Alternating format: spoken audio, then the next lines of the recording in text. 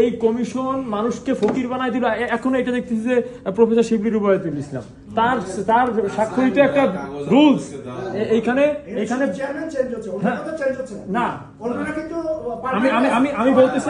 আমি বলতেছি উনি ওনার স্বাক্ষরিত আইন বাস্তবায়ন করা হলো, তাহলে সংস্কারটা কি ছিল? উনি এখান থেকে কেন গেছে? নিশ্চয়ই উনি দুর্নীতি করছে, নিশ্চয়ই উনি বিনিয়োগকারীদের ক্ষতি করছে, এই জন্য উনি গেছে। কিন্তু এই নতুন কমিশনার এসে বিনিয়োগকারীদের পক্ষে দেখেন, একটু বলি এরপরে আমি বলবো। ইনি তো এই রুলসটা তো কোরআন শরীফের কোনো আয়াত না যে আমাকে পরিবর্তন করতেই হবে। এখন মার্কেটটা এতটাই সেন্সিটিভ, আপনার ট্রানজাকশন নেই মার্কেটে বিনিয়োগ করার মতন কেউ নেই এরকম দেখা যাচ্ছে। এই সময় এরকম একটা সেন্সিটিভ আইন রুলসে আছে, কিন্তু বিনিয়োগকারীদের জন্য এইটা কি করা যেত না? বিনিয়োগকারীদের ভালোর জন্য, কল্যাণের জন্য এইটা বন্ধ করা যেত না? এরপর এদের সময় এবং না ভাই আমি বলি এই সময়টা বেঁধে দিত তাদেরকে, যে পরবর্তী এই যেহেতু জুন ক্লোজিং শেয়ার সবগুলা এরা কিন্তু আপনার ডিভিডেন্ড দিবে সামনে বা আপনার বোর্ড সভা করবে, এই সময়টা তাদের বেঁধে দেওয়া যেত। সংস্কার তো বিনিয়োগকারীদের জন্য।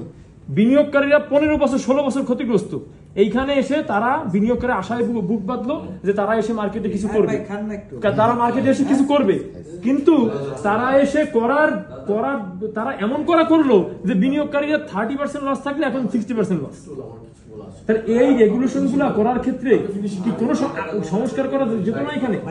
আমি আপনার বলি, আপনার কি মানে রিকমেন্ডেশন যে এটা একটু রিভিজিট করা, হ্যাঁ রিভিজিট করা, হ্যাঁ এইটাই মূল কথা হচ্ছে বিনিয়োগকারীর স্বার্থে আপনারা কি করতেছেন, হ্যাঁ মার্কেট ভালো করার জন্য আপনারা কি করতেছেন? এটা করা যেত, যে ডিসিশনে নিতেছেন সেটা মার্কেট খারাপের দিকে যাচ্ছে। প্রথমত এটা করা যেত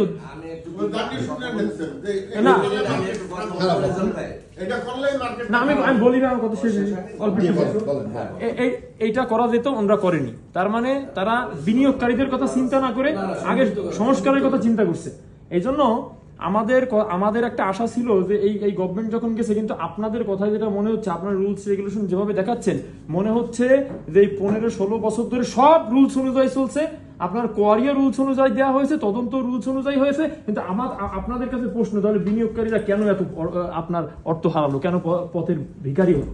এটা আপনাদের কাছে প্রশ্ন শেষ না। এখন হলো আপনার কাছে আমি একটা প্রশ্ন করি, বুঝছেন যে রেজাল ভাই আপনি পরে প্রশ্ন করেন, আমি আপনার দুইটা লাইন কোশ্চেনটা করে নিই, আমরা চলে যাব। আমাদের নিজের আছে, শেষ হয়ে গেছে মিটিং, 30 সেকেন্ড সময় দেন। আচ্ছা বলেন। মনে করেন যে আপনার বিশ্বের কোন রেগুলেটর আছে, রেগুলেটর কি দেখবে যে আপনার যে ইন্টারমিডিয়ারির কাছে আপনার থাকে কি শেয়ার আর টাকা, সেইটা যদি তারা কোনোভাবে তছরূপ করে, সেইটার প্রোটেকশন দেওয়ার জন্য সিকিউরিটিজ আইন কানুন, আপনি নিজের ডিসিশনে আপনি বিনিয়োগ করবেন এবং আপনাকে অ্যাওয়ারনেস করার জন্য ফাইন্যান্সিয়াল লিটারেসির মাধ্যমে, মানে আমাদের বিআইসিএম বিএসএম আছে, চেষ্টা করা হচ্ছে যে অ্যাওয়ারনেস করার জন্য। কিন্তু আপনার ইনভেস্টমেন্ট ডিসিশন আপনি নিজে নেবেন।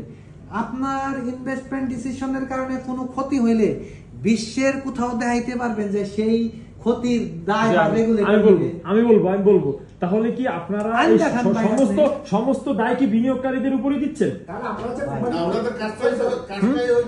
আপনারা কি সমস্ত দায় বিনিয়োগকারীদের উপরে দিচ্ছেন? এই 15 বছর আগে কেন বিনিয়োগকারী এইভাবে ক্ষতিগ্রস্ত হলো না?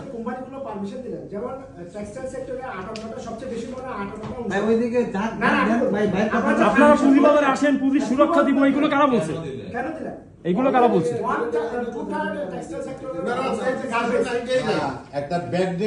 তার মানে দোষ আমাদের, দোষ সব আমাদের, তার মানে আমরা ফকির হয়েছি, দোষ আমাদের। অথচ তারা কেন বলছে আপনার বাজারে আসেন, সুরক্ষা আমরা দিব? কাগজ নাই, আপনার নতুন একটা কাগজ ধরাই দিন।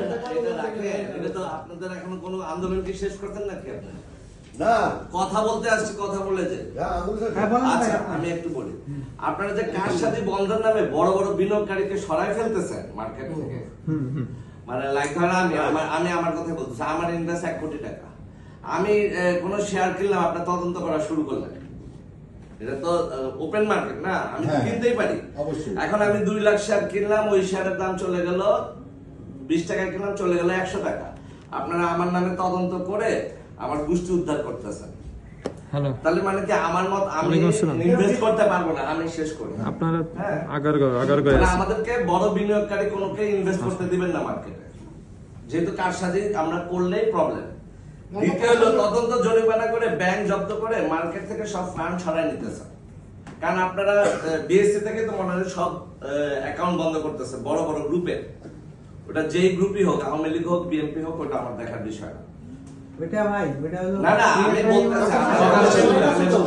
আপনারা তদন্ত করে করে প্রতিটা অ্যাকাউন্ট বন্ধ করতেছেন, বড় বড় ফান্ড ম্যানেজার।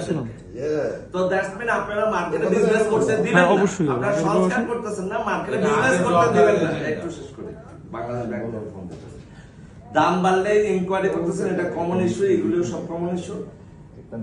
আপনারা আসলে কি চাইতেছেন? বিএসসির চেয়ারম্যান আসলে কি চাচ্ছে, কোন দিকে যেতে চাচ্ছে বা কি চিন্তা ভাবনা, এটাও বিএসসি চেয়ারম্যান স্যার তো কখনো আসেই না। আমরা এর আগে শিবলি স্যার খারাপ হোক ভালো হোক, বাট উনি পুঁজিবাজারের মানুষকে ডাকতো। কারসাজি স্টক মার্কেটে 12 মাস হবে, এটা আপনারা ঠেকাইতে পারবেন না।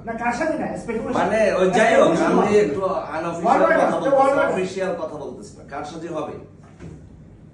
স্মার্ট মানি মার্কেট আপনারা ঢুকতে দিবেন না, কারণ